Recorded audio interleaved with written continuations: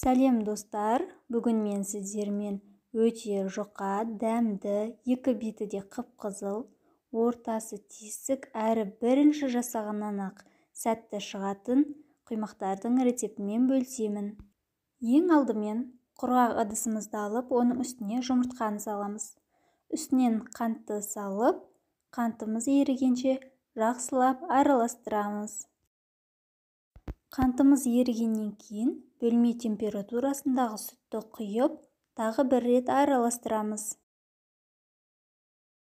Қайнап тұрған ыстық судың үстіне бір шай қасық ас содасын салып, оны жұмыртқалы массамызға қосамыз және сұйық майымызды қосып, жақсылап араластырамыз. Одан кейін ұнымызды електен өткізіп қосатын боламыз. Бізде мінекей осындай масса шықты, қатты қою болмау керек және сұйықта болып қалмау керек. Табамызды газге қойып, жақсылап қыздырып аламыз.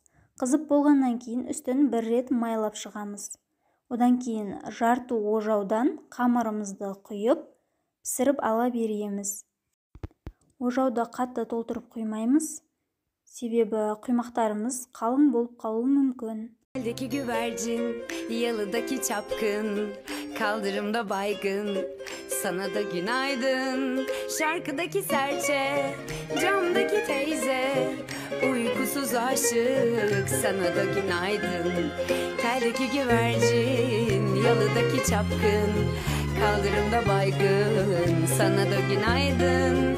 Şarkıdaki serçe, camdaki güvercin, yalıdaki çapkın, kaldırımda baygın, sana da günaydın. Şarkıdaki serçe, camdaki teyze, uykusuz aşık, sana da günaydın.